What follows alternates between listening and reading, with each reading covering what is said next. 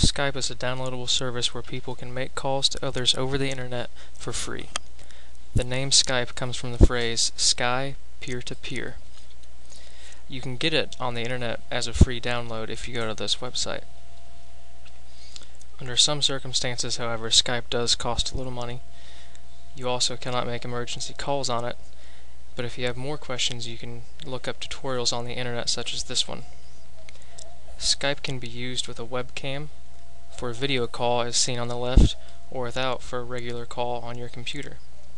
There are some advantages to Skype. It would be a great enhancement tool to use for teaching your students. Students would be able to communicate with people that they normally wouldn't have the pleasure of doing, such as professionals that couldn't make it to your classroom, or others of a profession that your students from another country that your students wouldn't get to talk to on a regular basis. And the tool is efficient because it's free and easy to download, and it's easy to learn how to use and make free video calls.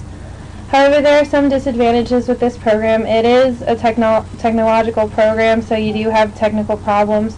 You can't monitor what's said or what's viewed on the screen. Either your students or the speaker could do something inappropriate for the classroom, and you wouldn't have any time to edit it or stop it.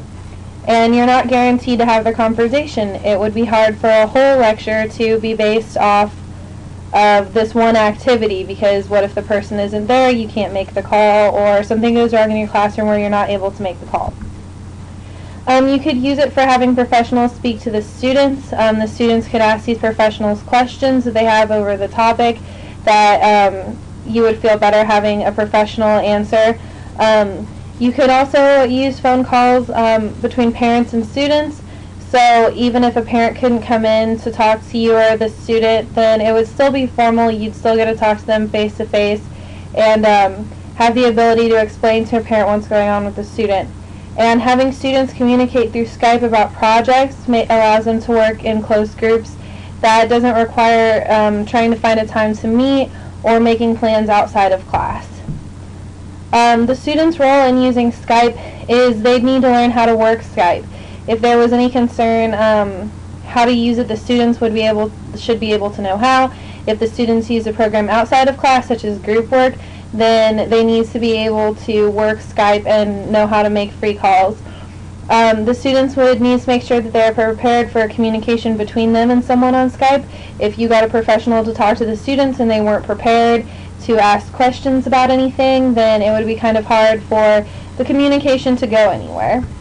The teacher's role is that teachers would need to learn how to work Skype efficiently as well, so that they are able to control it in the classroom. They would need to make sure that the students communicate with professionals legitimately. They don't just have a random phone conversation. They don't ask stupid questions, that they are appropriate. And the teacher should make sure that the conversation between the students and a professional, the students should be on their best behavior, and that everything should be worked out. So that's Skype, and it's free, easy to download, and it would be really helpful for all sorts of students.